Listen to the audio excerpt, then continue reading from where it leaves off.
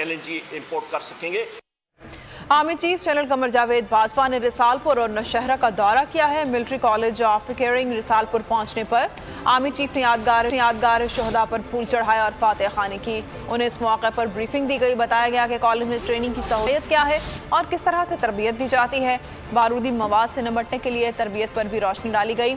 MCE तरबियती इदारा दोस्त ममालिक, आर्मी, नेवी और पुलिस के इश्तराक से कायम है, जो फौज और बहरिया के एहलकारों को तरबियत फराहम करता है। इदारे की तरबियत ने दहशत गर्दी के खिलाफ जंग में माहिरीन और अफरादी कुव्वत मुहैया करने में अहम किरदार अदा किया है। आर्मी चीफ ने इंजीनियरिंग कोर के अफसरान की टीम को सराहा और उनकी पेशा वाराना महारत की तारीफ की।